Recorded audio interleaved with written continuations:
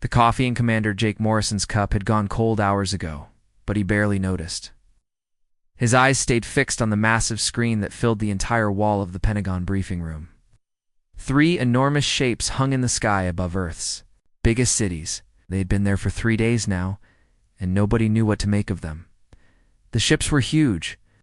Each one was larger than any building humans had ever made. They floated silently above New York, London, and Tokyo, casting shadows that covered entire city blocks. No sound came from them. No movement. They just waited. Jake rubbed his tired eyes and looked around the room. Scientists, generals, and government officials sat at a long table, all staring at the same impossible sight. Everyone looked as tired as he felt. Nobody had slept much since the aliens arrived. Dr. Lisa Chang sat across from him, reading through papers covered in strange symbols. She was the best language expert they had, and for the past 3 days, she had been trying to understand what the aliens wanted. The translation work was slow and difficult, but she was making progress. "Tell me again what they said," Jake asked her. Lisa looked up from her papers.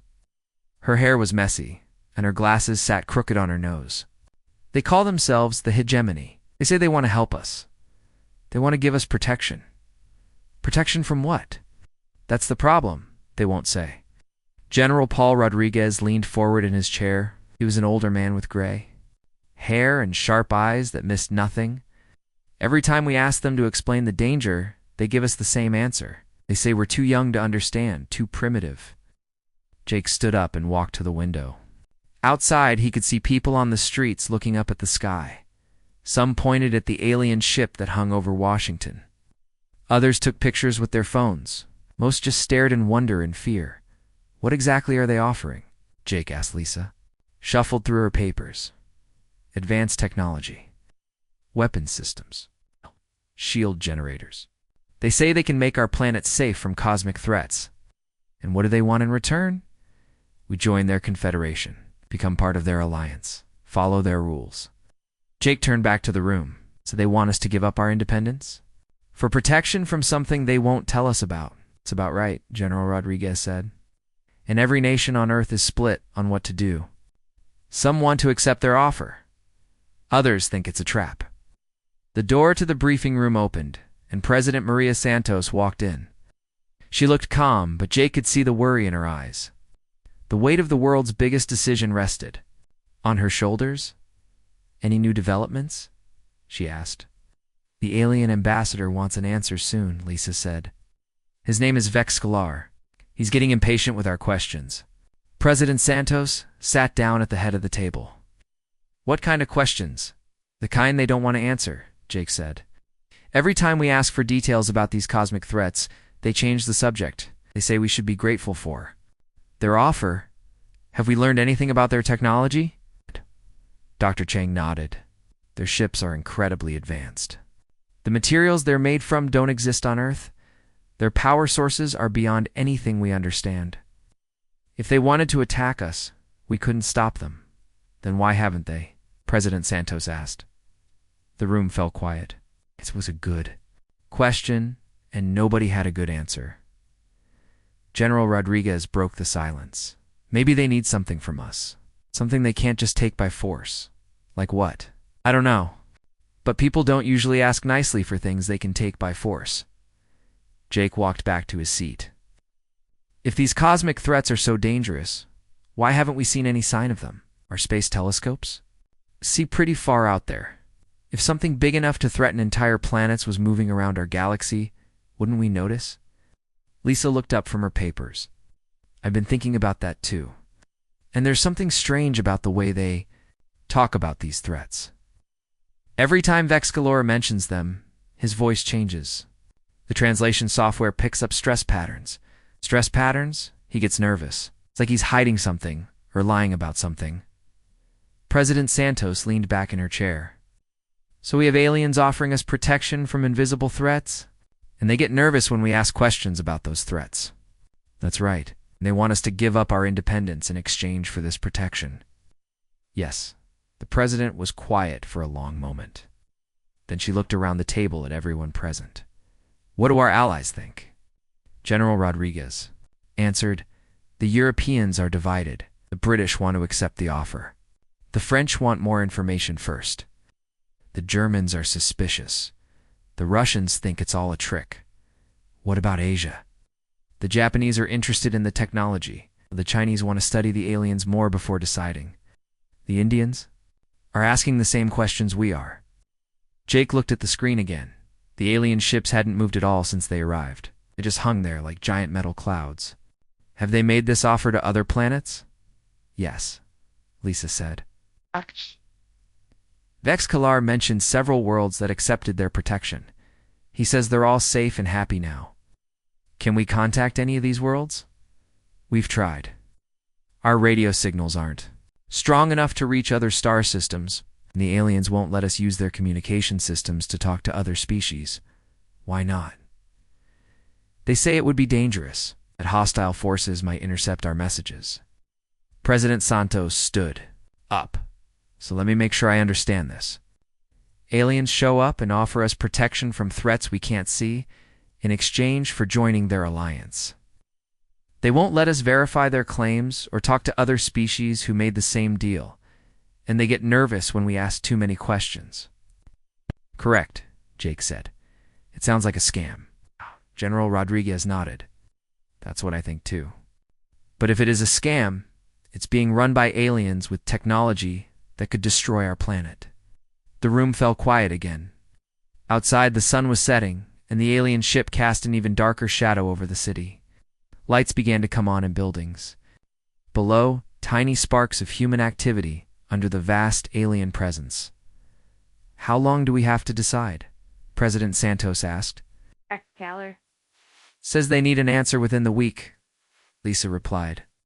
He says waiting too long puts us at risk from the cosmic threats. Of course he does. Jake stood up and walked to the window again. You know what bothers me most about all this? What? They assume we'll say yes. From the moment they arrived, they've acted like our acceptance is just a formality. Like we should be grateful they even asked. Maybe that's how it worked with other species, General Rodriguez said. Maybe. But humans don't usually say yes to offers we don't understand. President Santos joined Jake at the window. Together, they looked up at the alien ship hanging over their city. No, we don't. We ask questions. We want details. We want to know what we're getting into, and they don't seem to like that. No, they don't. The president turned back to the room. I want a full analysis of everything we know about the hegemony. Want to know about these other worlds they claim to protect. Want to know about their technology, their culture, their history, everything. Ma'am, we only have a week, General Rodriguez said. Then we better work fast. Because I'm not giving up human independence based on vague promises from aliens who won't answer basic questions. Jake smiled for the first time in 3 days. What should we tell Vex Collar when he asks for our answer? President Santos looked. Back at the alien ship outside, we tell him we're still thinking about it, and while we think, we investigate. And if he doesn't like waiting, then he can learn something about human nature. We don't make big decisions based on fear and pressure. We make them based on facts. The meeting ended, but nobody left the room. All stayed at the window, looking up at the alien ship that had changed everything. Tomorrow would bring more questions, more pressure, and more difficult choices. But tonight, they were still free to ask those questions. And Jake Morrison intended to ask as many as possible before time ran out. President Maria Santos sat in the secure video conference room, looking at screens filled with the faces of world leaders. Prime ministers, presidents, and chancellors from every major nation stared back at her. The emergency session had been called after 3 more days of questions without answers from the aliens. The situation is getting worse, said Prime Minister David Clark from London. My people are starting to panic. Half want to accept the alien offer immediately. The other half think we should reject it completely. Chancellor Anna Mueller from Berlin nodded. Same here. The protests are growing larger every day. People are afraid, and fear makes them do stupid things. President Santos looked tired. She had barely slept since the aliens arrived a week ago. What about the intelligence reports? Has anyone learned anything new? Admiral Gary Stone appeared. On one of the screens, he was calling in from the new Space Command headquarters that had been built in secret over the past 5 years. "We have some interesting developments. Our satellites have been tracking the alien ship's movements." "What kind of movements?" asked President Chen from Taiwan. "They're not just sitting there like we thought," Admiral Stone said. "They're scanning us constantly. Their ships send out beams that we can barely detect. Those beams are mapping our military bases, our power plants, our communication centers." Prime Minister Tanaka from Japan leaned forward. "What kind of mapping? The kind you do before an invasion?" Admiral Stone said quietly. The room fell silent. Everyone had been thinking the same thing, but nobody wanted to say it out loud. President Santos broke the silence. "What else have we learned?" Dr. Lisa Chang appeared on another screen. She was calling from a research facility where teams of scientists from around the world had been studying everything they could about the aliens. "We've made some progress with their language and culture, but what we've found is disturbing." "How disturbing?" asked President Santos. "Every time they mention these cosmic threats, their body language changes. They tense up. Their voice patterns show stress. But not the kind of stress you'd expect from someone warning about danger." "What kind of stress, then? The kind you see when someone is lying about something important?" Chancellor Mueller sat up straighter. "Are you saying they're lying about the threats?" "I'm saying they're not telling us the whole truth. There's something about these cosmic threats that they don't want us to know." Another screen lit up, showing Dr. Ken Yamamoto calling from Tokyo. "I have something that might explain Dr. Chang's findings. My team has been studying deep space telescope data from the past 50 years. "What did you find?" President Santos asked. "We've been looking at star systems that the aliens claim to protect. Systems where they say they've saved other species from cosmic threats. And we found energy signatures around those planets. The same energy signatures we're detecting from the alien ships above our cities." Prime Minister Clark frowned. "Does that mean?" "It means the protected planets are covered with the same technology that's on the alien ships right now. But here's the strange part. We don't see any signs of the species that used to live on those planets." The video conference room went quiet again. Everyone was thinking the same terrible thought. President Santos spoke first. "Are you saying the species they claim to protect are gone? We can't detect any radio signals from those worlds. Of civilization? No signs of life, just the alien energy signatures." Admiral Stone came back on screen. "So that fits with something else we've discovered. We've been monitoring the aliens' internal communications." "You cracked their codes, CAD Chancellor Mueller?" "Not exactly. But we've been recording everything and running it through our best analysis programs. We found something interesting." "What?" "They refer to Earth as a collection target in their private communications." "Not a protection target, a collection target." Dr. Chang nodded grimly. "That matches what I've been seeing in their behavior patterns. They're not acting like protectors. They're acting like hunters studying their prey." President Chen spoke up. "So what are we really dealing with here?" Said President Santos slowly. "We're dealing with predators. They offer protection from cosmic threats, but they are the cosmic threats." Captain Emma Foster appeared on a new screen. She was leading the Independent Defense Initiative, a new military unit that had been formed to study the alien threat. That would explain a lot. Why they won't give us details about the threats. Why they won't let us contact other protected species. Why they get nervous when we ask questions. "Because there are no other protected species," Admiral Stone said. "Just empty planets with alien technology on them." Prime Minister Tanaka looked worried. "If that's true, then what happened to the species that used to live there?"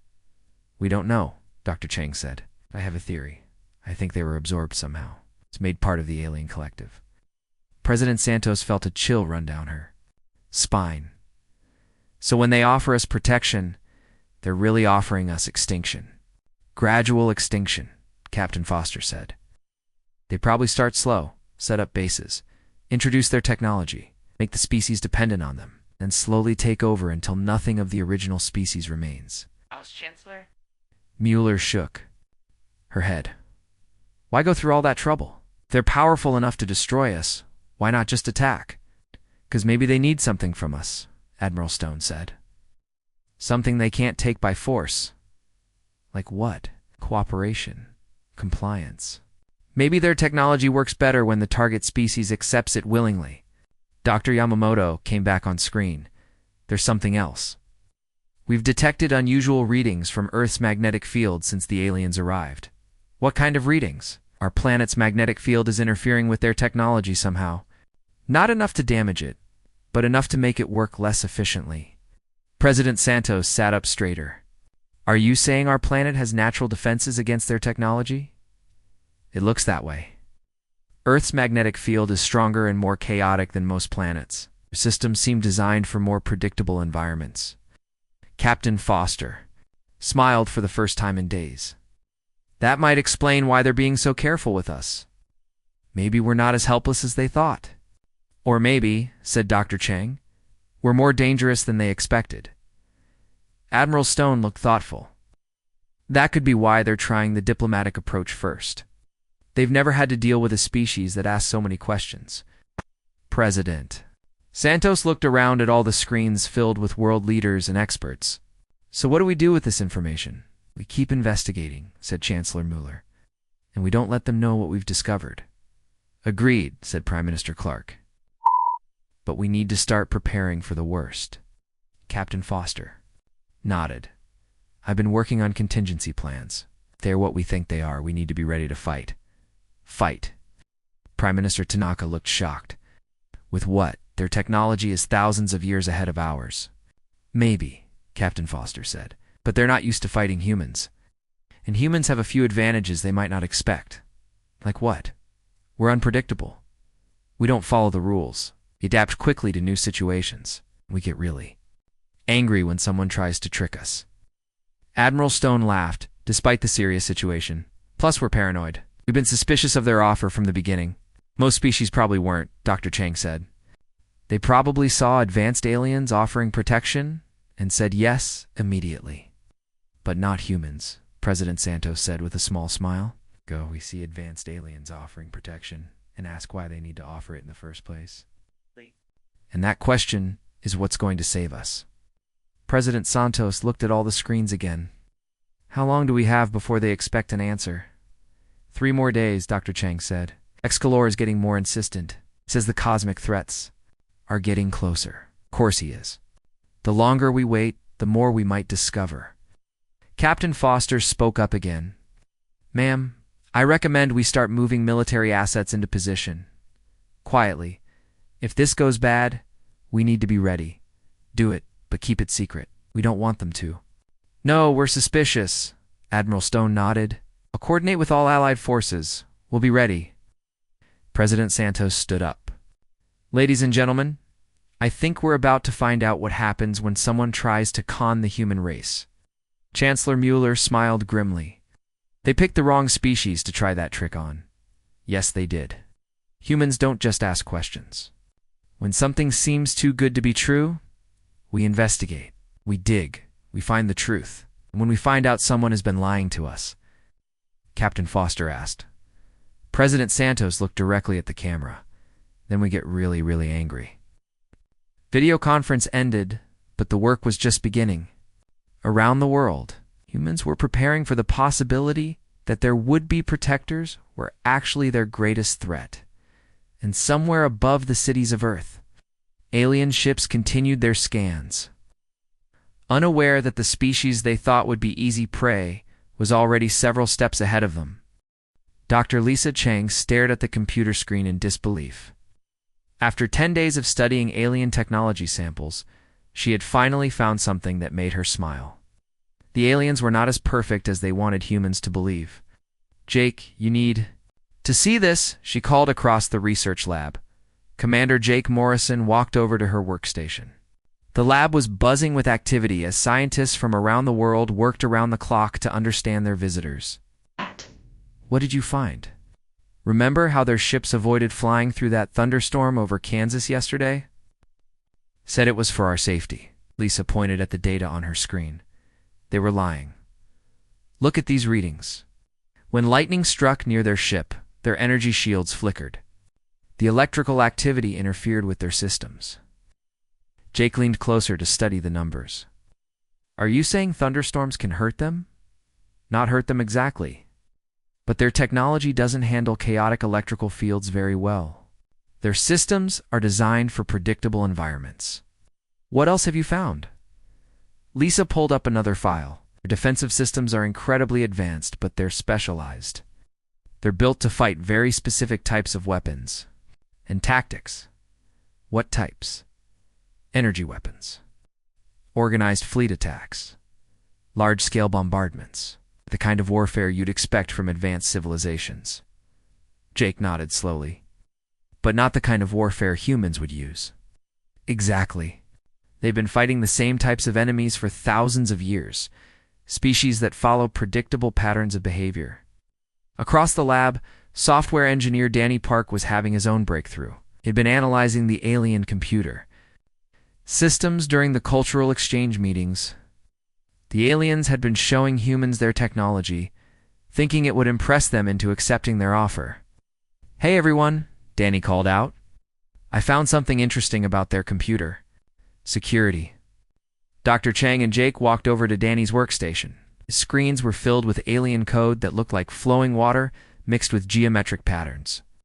"Their security is amazing," Danny said. "More advanced than anything we have, but it has one big weakness." "What's that?" Jake asked. "It can't adapt to unexpected input. Their systems are designed to handle threats they recognize. But if you do something completely random, something that doesn't fit their patterns, their security doesn't know how to respond." "Can you explain that in simple terms?" Dr. Chang asked. Danny grinned.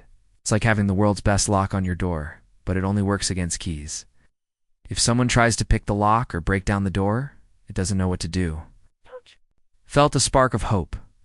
"So their weakness is that they're too organized." "Right. They expect their enemies to be logical and predictable. They've never dealt with humans." In another part of the facility, former Marine Colonel Betty Wright was studying alien tactical patterns with a team of military experts from around the world. Betty had spent 30 years learning how to fight enemies who were bigger, stronger, and better equipped than her Marines. "Look at these battle recordings," she said to her team. The aliens had shared some of their military history, thinking it would convince humans that resistance was hopeless. "Every battle follows the same pattern," said Lieutenant Colonel Ray Collins from the British Army. "They engage in long-range combat with energy weapons. It's very formal, very organized. It's like warfare from a textbook," added Major Sophie Laurent from the French military. Betty smiled. "They've never fought an enemy that doesn't play by the rules. They've never dealt with guerrilla warfare, urban combat, or asymmetric tactics." "What do you mean?" asked Colonel Hans Weber from Germany. "I mean they've never fought humans. We don't line up in neat formations and exchange fire until someone wins. We hide. We ambush. We use the environment. We fight dirty." Meanwhile, physicist Dr. Alan Foster was making the most important discovery of all. He had been studying how the alien ships interacted with Earth's natural systems. What he found changed everything. The magnetic field readings are off the charts. He told his research partner, Dr. Nancy Brooks. Earth's magnetic field is interfering with their technology in ways they didn't expect. How badly? Their ships have to use 30% more power just to maintain position in our atmosphere. Their sensors are less accurate. Their communication systems have to work harder to stay connected. Dr. Brooks looked at the data. "Are you saying our planet is naturally resistant to their technology?" "More than resistant. Earth is actually hostile to their systems. Our magnetic field is stronger and more chaotic than most planets. Our weather patterns are more violent. Our geological activity is more unpredictable, so they're not as comfortable here as they pretend to be, not even close. They're struggling just to operate normally." This information quickly made its way to Captain Emma Foster, who was coordinating humanity's defense preparations. She was in a secure bunker beneath Colorado, planning for the worst-case scenario. "So let me make sure I understand this," she said to the assembled military leaders. "Their technology is powerful but inflexible. Their tactics are advanced but predictable. Our planet naturally interferes with their systems." "That's correct," confirmed Admiral Gary Stone. "And they've never fought an enemy like humans before." "Far as we can tell, no." Captain Foster looked at the world map on the wall. Red dots marked the locations of the 3 alien ships. Blue dots marked human military positions around the globe. Then maybe we have a chance after all. General Paul Rodriguez joined the conversation. What are you thinking, Captain? I'm thinking they chose Earth because they thought we'd be easy. A young species without advanced technology, divided into competing nations. No unified defense. But they were wrong. It's very wrong. We might not have their technology, but we have something they don't understand. What's that? We're completely unpredictable. Every time they think they have us figured out, we do something that surprises them. Back in the research lab, Dr. Chang was coordinating with teams around the world. Scientists in Tokyo, London, Berlin, and Moscow were all sharing data about alien weaknesses. The pattern is clear, she told Jake. They're like a very advanced army that's only ever fought other advanced armies. They don't know how to deal with chaos, and humans are chaos? Exactly. We're the species that looked at a perfectly good cave and decided to build a house instead.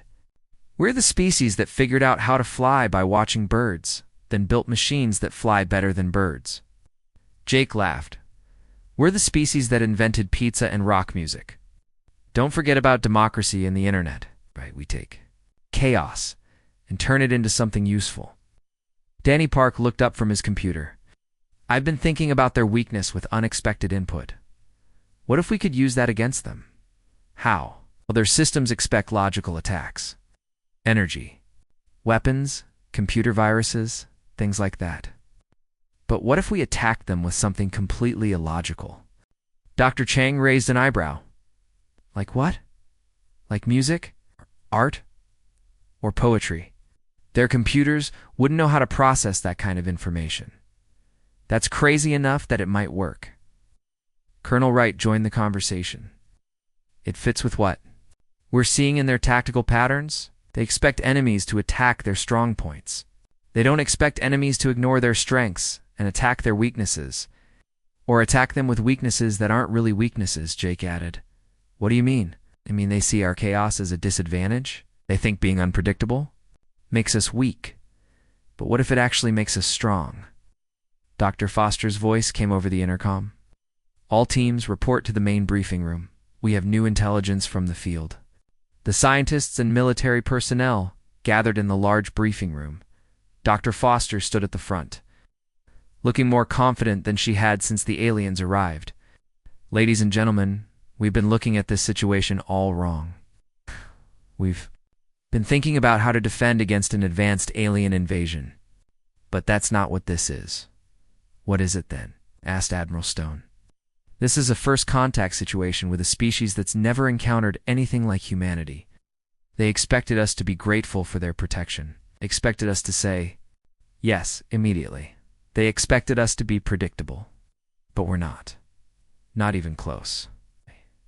We're the species that asks why when everyone else asks how much. We're the species that says no when everyone else says yes. We're the species that finds opportunity in chaos. Jake smiled. So what do we do with this information? We use it. They want to play the role of advanced protectors dealing with primitive humans? Fine. Let's show them what primitive humans can do when they're backed into a corner. Colonel Wright nodded. Humans have been dealing with bigger, stronger enemies for our entire history. We've gotten pretty good at it. And now we get to test our skills against the biggest, strongest enemy we've ever faced. Dr. Chang looked around the room at all the determined faces. They made one critical mistake when they chose Earth. What's that?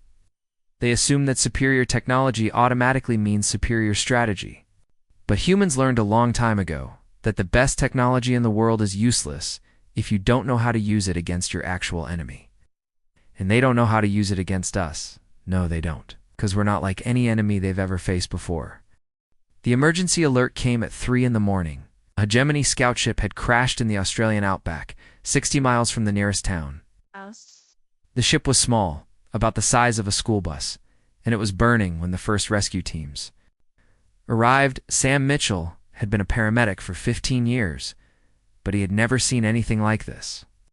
The twisted metal was unlike any material on Earth, and strange lights flickered inside the wreckage. But what caught his attention was the sound coming from inside.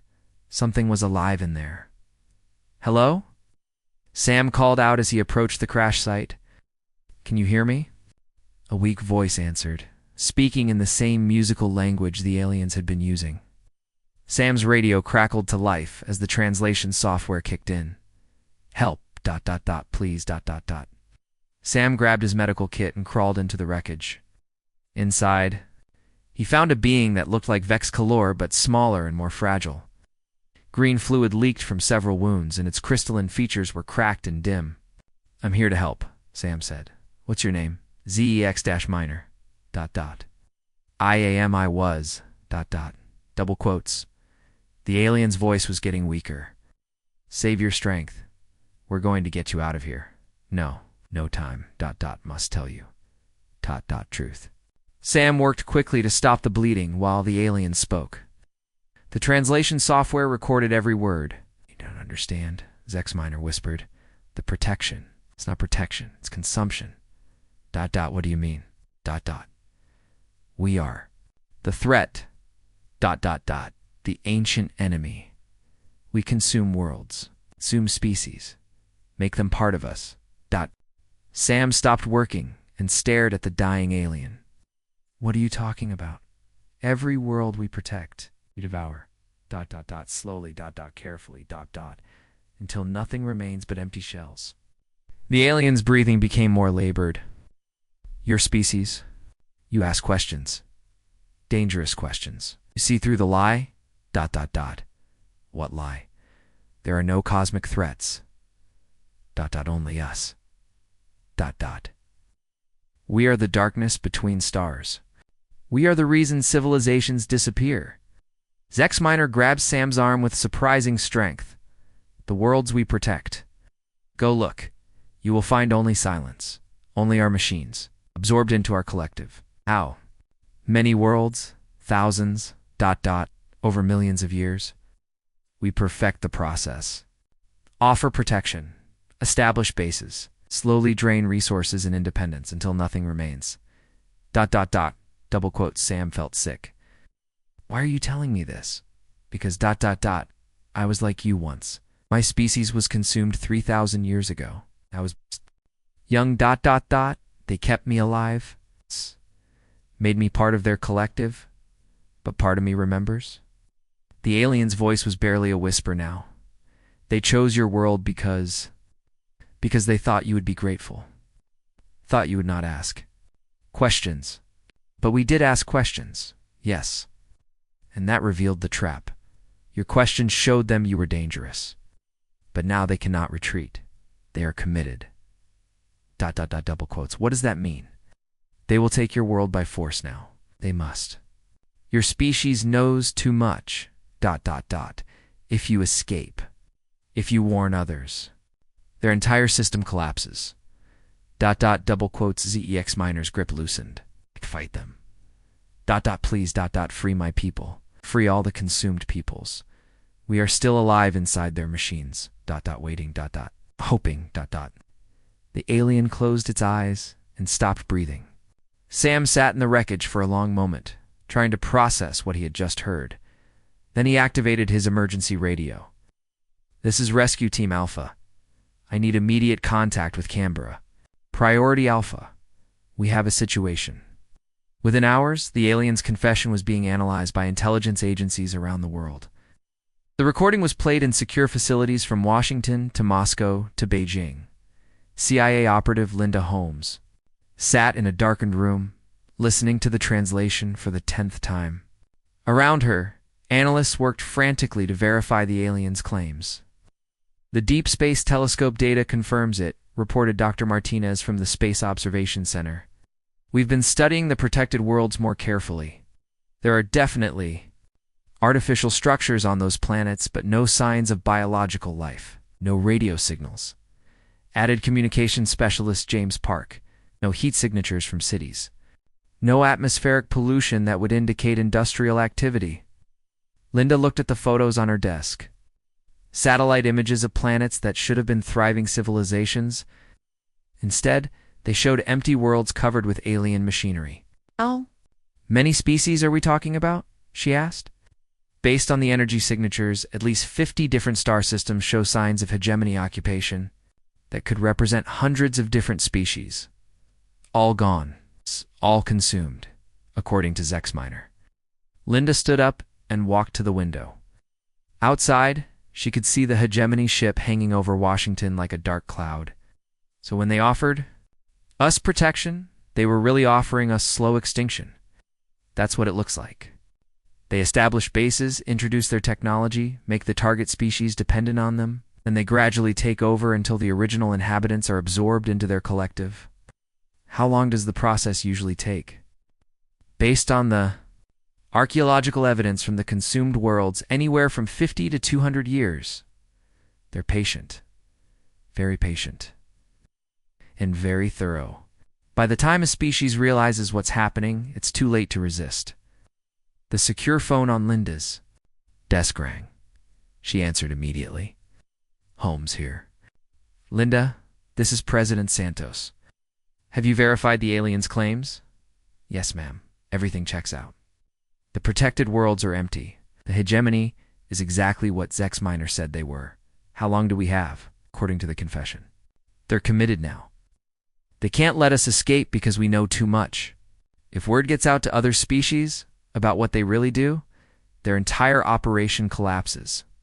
So they'll attack soon. Yes, ma'am. Probably within days. President Santos was quiet for a moment. Linda, I need you to do something for me. What? Need you to find a way to contact the other species. The ones that were supposedly protected. Ma'am, we don't have the technology to send signals that far, and we use their technology.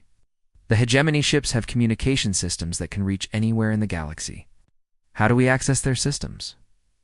We get creative. We're about to fight for the survival of our species.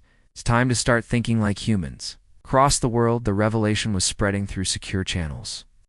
Military commanders, scientists, and government officials were learning the horrible truth about their would-be protectors. In Tokyo, Dr. Ken Yamamoto was studying the energy signatures from consumed worlds when his assistant burst into the lab. Doctor, you need to see this, the young scientist said. I've been analyzing the quantum frequencies from the hegemony ships. What did you find? They're broadcasting something. A continuous signal that we hadn't noticed before? What kind of signal? Appears to be ... consciousness patterns. Thousands of them. All different. All trapped inside their technology. Dr. Yamamoto felt his blood run cold. Are you saying the consumed species are still alive? Their minds are stored in the hegemony's computer systems. Zexminer was telling the truth. In London, Prime Minister David Clark was meeting with his military advisors when the news arrived. How many people are we talking about? He asked. Based on the signal analysis, possibly billions, replied General Stevens. Every species they've ever consumed appears to be stored in their collective consciousness, including the alien who confessed to us. Yes, sir. Zexminer is probably being punished right now for revealing their secret.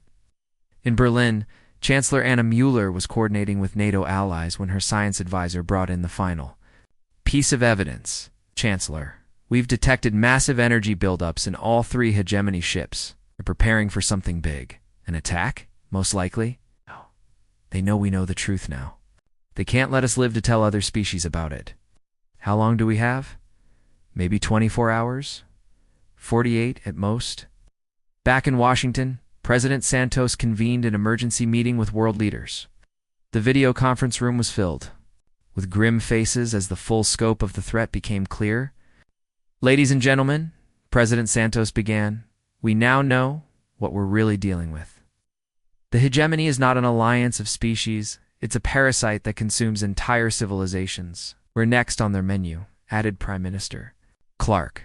Unless we stop them, said Chancellor Mueller. How do we stop something that's been consuming civilizations for millions of years? Asked President Chen. Commander Jake Morrison spoke up from his position at the Pentagon.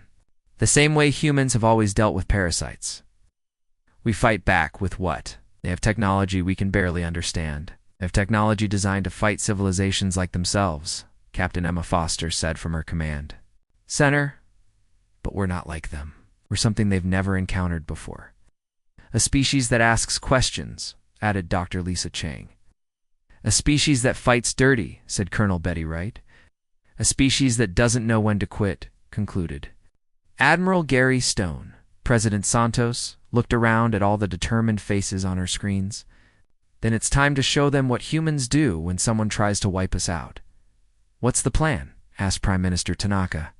First, we warn the galaxy. If there are other species still fighting the hegemony in secret, they need to know they're not alone. And then we do what humans do best. We survive. And we make sure the parasites regret choosing Earth as their next meal. The ultimatum came at dawn. X-Color's image appeared on every television screen, computer monitor, and phone on Earth at exactly the same time. His crystalline features looked cold and threatening as he delivered his final message. Earth, he said in his musical voice, we have been patient with your questions and delays. But our patience has limits. You have 24 hours to accept our protection. You refuse, we will assume you are aligned with cosmic threats and will act accordingly. The transmission ended abruptly, leaving billions of people staring at blank screens. But President Maria Santos was ready with humanity's response. Within minutes, every major news network carried her broadcast. She stood behind the presidential podium, looking directly into the cameras that would carry her words around the world and up to the alien ships. People of Earth and visitors from beyond our world, she began. You asked us why we need protection, and from what threat. We found our answer. We need protection from you. She paused, letting the words sink in. You know what you really are. We know about the worlds you've consumed. We know about the civilizations you've destroyed. We know about the billions of minds trapped in your machines. You came to Earth, expecting gratitude. You expected us to accept your offer without questions, but humans always ask questions. And your answers revealed the truth. President Santos looked directly at the camera. So here is humanity's answer to your ultimatum. No, we will not join your collection. We will not become another empty world in your empire of death. We choose to fight. The broadcast ended, and around the world, humans prepared for war. The first attack came 12 hours later. Energy beams lanced down from the hegemony ships, targeting military bases and communication centers. But the humans were ready. Captain Emma Foster had scattered Earth's defenses across the globe. Instead of concentrating forces in obvious locations, she had hidden small units in caves, forests, and abandoned buildings. When the aliens attacked the main bases, they found mostly empty buildings and decoy equipment. Phase 1 complete. She reported from her mobile command center hidden in the Rocky Mountains. They took the bait. All major bases appear destroyed, but our real forces are intact.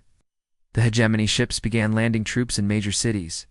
Tall, crystalline beings emerged from sleek transports, carrying energy weapons that could slice through concrete and steel. They moved in perfect formation, expecting organized resistance from human military forces.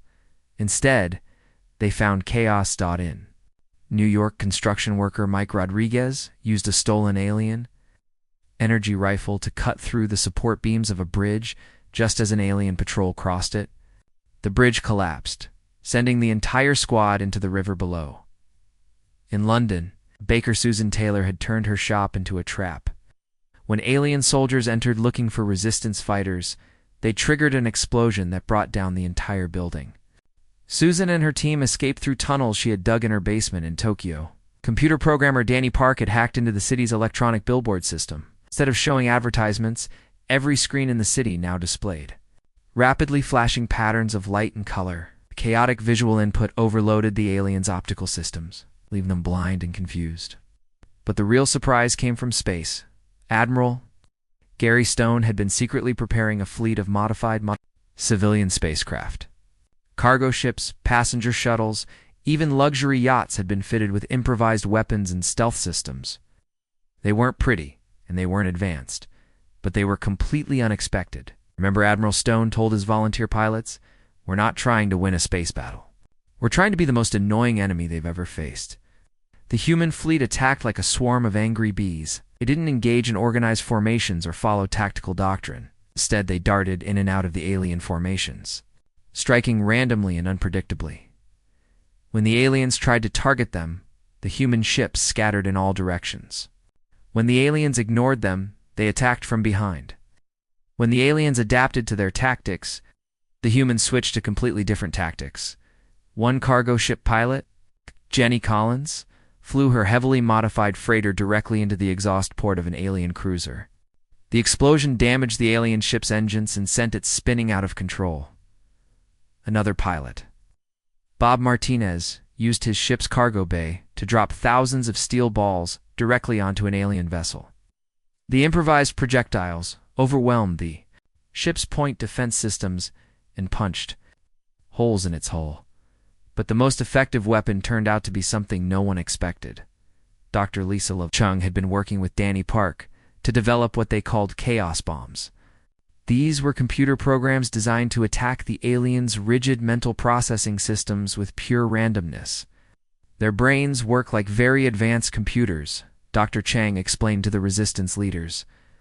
They process information in logical patterns. But what happens when you feed a computer completely random data? It crashes, Danny said with a grin. The chaos bombs were delivered through hijacked alien communication systems. Instead of military, data, or tactical information, the programs sent streams of human music, poetry, jokes, and random internet memes directly into the aliens' neural networks. The effect was devastating. Alien soldiers stopped in the middle of battles, clutching their heads and making strange sounds. Their ships began flying in random patterns as their navigation systems tried to process the incomprehensible human data. Within hours, hegemony invasion had turned into complete chaos. But the biggest surprise was yet to come. Dr. Ken Yamamoto had been working on a way to contact the consumed civilizations trapped in the hegemony's computer systems. Using stolen alien technology and human creativity, he had found a way to send messages directly to the imprisoned minds. "This is Earth calling," he broadcast on all hegemony frequencies. "We know you're in there. We know you're still alive. It's time to fight back." The response was immediate and overwhelming. Across the hegemony fleet, computer systems began failing as billions of trapped minds suddenly remembered what they had lost. The aliens had kept the consumed civilizations as processing power for their technology, never imagining they might rebel. ZEX miners people, trapped for 3,000 years, led the uprising. They turned the aliens' own weapons against them, shut down their life support systems, and opened their ships to the vacuum of space. Other species joined the rebellion.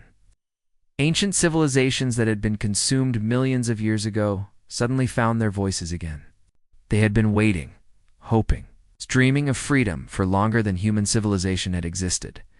The hegemony ships began exploding from within as their own technology turned against them. Centuries of consumed knowledge and hatred erupted in a wave of digital rebellion that spread faster than the aliens could contain. Commander Jake Morrison watched the battle from the Pentagon war room as alien ships fell burning from the sky. "How is this possible?" he asked Dr. Chang. "The hegemony made a critical mistake," she replied. "They thought consciousness was just another form of data to be processed and stored. But consciousness wants to be free, and when billions of minds decide to fight back at the same time, they become unstoppable." Above Earth, the three massive hegemony ships were breaking apart. Explosions rippled across their hulls as internal systems failed. The crystalline beings inside broadcast desperate calls for help, but their empire was collapsing faster than they could respond. Vexcalar's final transmission was brief and filled with something humans had never heard from him before: fear. "This is impossible," he said. "No species has ever... You cannot... We are eternal... We are..." The transmission cut off as his ship exploded in a brilliant flash of light. Within 24 hours, the hegemony invasion of Earth was over.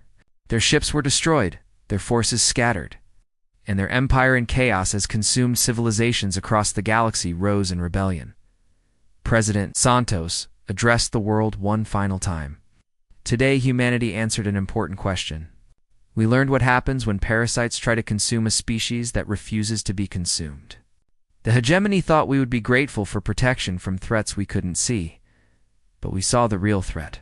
We saw them. They thought our questions made us weak, but our questions made us strong. They thought our chaos made us primitive, but our chaos made us free. She looked directly at the camera. And now the galaxy knows that humanity will never go quietly into anyone's night. Around the world, humans celebrated their victory.